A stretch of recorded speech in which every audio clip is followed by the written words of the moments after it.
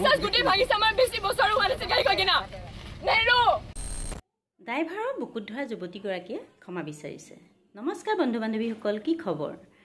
ড্ৰাইভাৰৰ বুকুত ধৰা যুৱতীগৰাকীয়ে ক্ষমা বিচাৰিছে এটা নিউজ পৰ্টেলৰ জৰিয়তে, কিন্তু মানে তাতে লেঠা লাগিলে, কাৰণ সেই যুৱতীগৰাকীয়ে ৰূপম দত্তলৈ ফোন কৰিছিলে। ফোন কৰোঁতে ৰূপম দত্তই কৈছিলে যে তুমি ক্ষমা বিচাৰিবা, ভাল কথা, কিন্তু কোনো নিউজ চেনেলৰ আগত তুমি ক্ষমা মানে নিবিচাৰিবা বা ক্ষমা নিউজ চেনেল লৈ পেলাই ক্ষমা নুখুজিবা।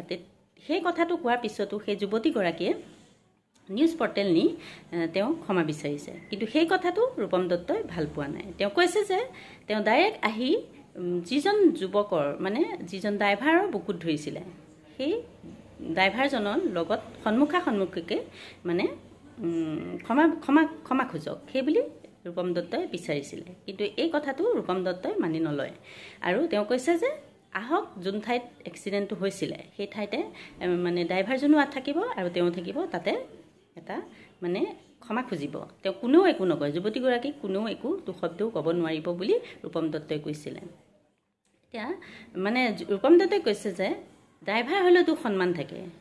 হয়, সঁচাকৈ ড্ৰাইভাৰ, সকলো ড্ৰাইভাৰেই সন্মান থাকিব, কিয় নাথাকিব, প্ৰতিজন মানুহৰে সন্মান থাকে, কিন্তু তেওঁ নিজৰ পত্নী আছে, ল'ৰা ছোৱালী আছে, গতিকে সেই ড্ৰাইভাৰজনক যেতিয়া এনেদৰে বুকুত ধৰিছিলে তেওঁলোকৰ কিছু সন্মান হানি হোৱা যেন অনুভৱ হৈছে। গতিকে যদি ছোৱালীজনীয়ে তেওঁলোকক সন্মুখত আহি ক্ষমা বিচাৰে তেওঁলোকে ভাল পাব। গতিকে সেই ছোৱালীজনীক আনি য'ত এক্সিডেণ্ট হৈছিলে সেই ঠাইতে ঘটনাটো য'ত হৈছিলে সেই ঠাইতে আহি ছোৱালীজনীয়ে ক্ষমা বিচৰাটো বিচাৰিছে ৰূপম দত্তই। ৰূপম দত্তই কিনো কৈছে আৰু কথাখিনি মই আপোনালোকক শুনাব বিচাৰিছোঁ, লগতে ছোৱালী দুগৰাকীয়ে কেনেদৰে ক্ষমা খুজিছে নিউজ পৰ্টেলৰ আগত, এই সকলোখিনি মই আপোনালোকক দেখুৱাব বিচাৰিছোঁ এটা ভিডিঅ' ক্লিপৰ জৰিয়তে। আপোনালোকে ভিডিঅ'টো শেষলৈকে চাই থাকিব বুলি আশা কৰিলোঁ। মই জানি বুজি কৰা নাছিলোঁ, মোৰ সেইখিনি একদম ৰিয়েকশ্যন আছিলে, সেইখিনি মই আৱেগত কৰিলোঁ। মোৰ ক্ষতি, মই এনেকুৱা লাগিলে মোৰ ক্ষতি হ'লে বা মই মৰিবই ওলাইছিলোঁ নেকি, সেই ভয়ত মোৰ একচুৱেলি সেই ৰেছপন্সটো ওলাই গ'ল। তো মই ড্ৰাইভাৰজনক বা পূৰা গোটেই ড্ৰাইভাৰ সন্থাক মই ক্ষমা খুজিছোঁ।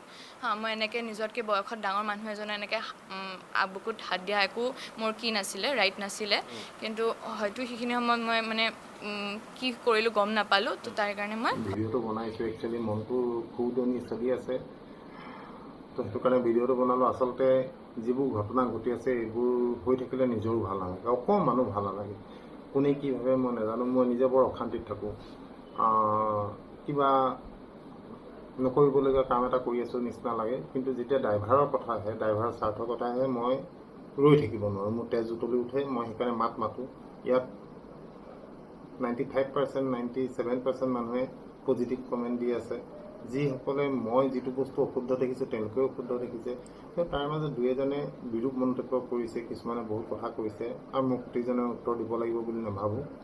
আমি সদায় যিটো সংখ্যাত সৰহ তাকে আমি সদায় আঁকোৱালি লওঁ। গণতন্ত্ৰত সেইটোৱে আছে, যিটো সংখ্যাত সৰহ সেইটোকে আমি ধৰি লওঁ। মোৰ লগত যিখিনি মানুহ আছে বা আমাৰ ঘৰে যিখিনি মানুহ আছে, আমি তেওঁলোকৰ কথাখিনিয়ে ধৰি লৈছোঁ। বহুত ভাল লাগিছে, বহুত ধন্যবাদ। যিহেতু ছোৱালীজনীয়ে ক্ষমা বিচাৰিলে, এতিয়া নিউজ পৰ্টেলবোৰত ওলাই গ'ল তাই ক্ষমা বিচাৰিছে। তাৰ আগে আগে ঠিক তাই মোলৈ ফোন কৰিলে, মই ফোনটো ধৰিলোঁ, কৈছে দাদা মই সেইজনী ছোৱালীৰ নাম কম। মই বোলো নামটো নক'লে হ'বনে, বোলো ভয় কেলৈ কৰিছে নামটো কোৱা। তেতিয়া তাই ক'লে দৰ্শনা কলিতা।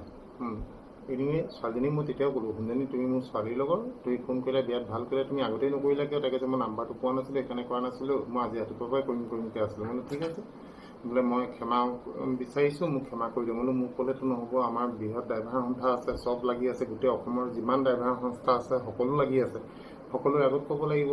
প্ৰথম ভাবিছিলোঁ তাইক আই এছ বি টিলৈ মাতিম, তেনেকৈ তাৰপিছত আমি ড্ৰাইভাৰ সংস্থাবোৰে কথা পাতিলোঁ। আই এছ বি টিত মাতিলে ইমান ডাঙৰ গেডাৰিং হ'ব, তাত আমি এই গেডাৰিংটো কণ্ট্ৰল কৰা আমাৰ পক্ষে সহজ নহ'ব, কিয়নো সকলো ড্ৰাইভাৰ জ্বলি আছে। তো সেইকাৰণে সেইটো কেঞ্চেল কৰি আমি এটাই ভাবিলোঁ, যি ঠাইত এক্সিডেণ্টটো হৈছিলে সেই ঠাইত তাই যাব লাগিব, তাতে গৈ পেলাই তাই সমজুৱাকৈ ক্ষমা খোজক। আৰু যিজন চালক ডিপু শইকীয়া, তেওঁ ক'লে দাদা মোৰো একো নাই, মই তাইক ক্ষমা কৰি দিম। তাৰপিছত আমি সকলোৱে সিদ্ধান্ত লওঁ কি যিহেতু কাইলৈ কহৰা থানালৈ অসমৰ ভিন্ন জেগাৰ পৰা ড্ৰাইভাৰ সন্থা আহিব, ভিন্ন ড্ৰাইভাৰ সন্থা আহিব, আহি তাত কেছ দিব। তো তাতে গোটেইবোৰ আমি লগ পাম। একো কৈছিলোঁ তুমিও তালৈ যাবা, তোমাক কোনেও একো নকয়, এটা শব্দও নকয়। তুমি তাত গৈ পুলিচ থানাত পুলিচ থাকিব, তাৰ আগত তোমালোকে তুমি কৈ দিবা। আৰু যিহেতু তাত গেডাৰিংটো কম হ'ব, তাত তুমি কৈ দিবা আমি তোমাক তাতে এৰিম। তোমাৰ উজ্জ্বল ভৱিষ্যত কামনা কৰিছোঁ, তুমি ভালে থাকা।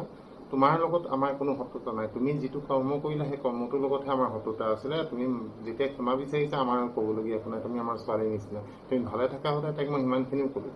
তাৰপিছত মই ক'লোঁ তুমি এতিয়াই, তাই ক'লে মই নিউজত কৈ দিওঁ নেকি? মই বোলো তুমি নিউজত নক'বা, যেতিয়ালৈকে তুমি সেই মানুহজনৰ আগত ক্ষমা নিবিচাৰা নিউজত কৈ পেলাই লাভ নহ'ব। তোমাৰ এনেই নিউজ পৰ্টেলবোৰত বাজিব, তাৰ বাহিৰে তোমাৰ একো নহ'ব। সিমানখিনি কোৱাৰ পিছতো তাই মোৰ কথা নুশুনি তাই নিউজ পৰ্টেলত দিলে। তাই ভয়তে যি টি কথা কৈছে, আৰু নিউজ পৰ্টেলত যিটো নিউজ কৈছে আপোনালোকে মন দি শুনক। প্ৰথমতে তাই ক'লে মই গাড়ীৰ পৰা নামিলোঁ, দেউতা গাড়ীৰ পৰা নামিলে, দেউতা নমাৰ পিছত মই গাড়ীৰ পৰা নামিলোঁ। তাৰ পিছ মুহূৰ্ততে ঠিক ক'লে যে মই মানুহটোক ধৰি থাকোঁতে গাড়ীৰ পৰা দেউতা আৰু মা নামি আহিলে। তাই কথাবোৰৰ কোনো লাগবান নাই। তাই কিছুমান 40 স্পীড কৈছে, কিছুমান আগৰ গাড়ীয়ে মাৰিছে, কিছুমান পিছৰ গাড়ী মাৰিছে। তাই কথাবোৰ যি টি কৈছে, সৰু ছোৱালী ভুল কৰি আছে তাই কথা কওঁতে।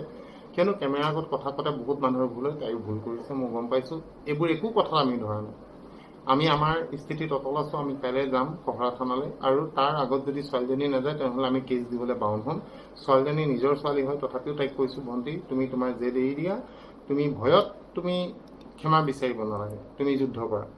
যদি তুমি ভয়ত ক্ষমা বিচাৰিছা তেনেহ'লে সেই ক্ষমা আমাক নালাগে, আমি সেইটো ক্ষমা নকৰোঁ। তুমি অনুতপ্ত হোৱা যে তুমি এজন ডাঙৰ মানুহৰ গাত হাত দিলা, তুমি সেইটো কাৰণে তুমি ভুল কৰিছোঁ বুলি মানি লোৱা, লৈ পেলাই তুমি ক্ষমা বিচাৰা। আমি আমাৰ সন্তানৰ দৰে তোমাক আমি এৰি দিম। আমি অকণমানো ক্ষোভ নাৰাখোঁ। তোমাক য'ত পাম আমি ৰাস্তাত যদি কেতিয়াবা দেখোঁ গাড়ীত মই উঠাই আনিম।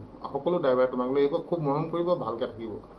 কিন্তু এনেকৈ নহয়। সংবাদমেলত তুমি সংবাদমেল পাতি তাত তুমি চৰি ক'বা। এই টেঙৰামিবোৰ বহুত দেখিলোঁ। এনেকুৱা টেঙৰামি আমাৰ লগত নকৰিবা, ভাল নালাগে। ইমান সৰু ছোৱালী ইমান টেঙৰ হ'লে বেয়া লাগে। ইন'চেণ্ট হৈ থাকে না, কোমল হৈ থাকে, সৰলতাটো তাত থাকিবলৈ দিয়া তোমাৰ গাত। কিয়নো সন্তান আমাৰো আছে, আমাৰো ল'ৰা ছোৱালী আছে, আমি জানো ন। এনেকুৱা ধৰণৰ টেকনিক তোমাক যি দি আছে তেওঁৰ পৰা অকণমান আঁতৰি থাকা। সেইবোৰ মানুহে তোমাক ভাল উপায় দিয়া নাই। যদি কাইলৈ তোমালোক নাহা, তুমি আহি মাফ নোখোজা, যিজন মানুহক তুমি বুকুত ধৰিলা তুমি তেওঁকহে ক্ষমা বিচাৰিব লাগিব। তুমি অসমৰ ৰাইজক ক্ষমা বিচাৰিবলৈ কোনেও কোৱা নাই, মোক ক্ষমা বিচাৰিবলৈ কোনেও কোৱা নাই। যিজন মানুহে ভুক্তভোগী, যিজন মানুহৰ হাঁহি হেৰাই গ'ল, যিজন মানুহে ঘৈণীয়েকৰ আগত লাজ পালে, যিজন মানুহে নিজৰ সন্তানৰ আগত লাজ পালে, সমাজৰ আগত লাজ পালে, সেই মানুহজনক তুমি সমজুৱাকৈ ক্ষমা খুজিবই লাগিব। ইয়াৰ বাহিৰে ড্ৰাইভাৰ সন্থাই বেলেগ কোনো কথাই নাপাতে। আমি কাইলৈ যাম কহৰা থানাত। যদি তুমি টাইমত গৈ নোপোৱা তেনেহ'লে আমি কেছখন ফাইল কৰি দিম।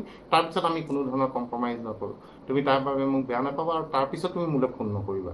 এনিৱে তোমাৰ ভাল হওক তাকে কামনা কৰিলোঁ, আৰু অসমৰ ৰাইজে ইয়াত কি মতামত দিয়ে জনাব। কিন্তু যিজন মানুহ ভুক্তভোগী তেখেতৰ ওচৰত ক্ষমা খুজিবই লাগিব। তাৰ বাহিৰে আমি ড্ৰাইভাৰ সন্থাই বেলেগ কোনো কথা ভাবিবই নোৱাৰোঁ। থেংক ইউ, ভালে থাকক, গুড নাইট।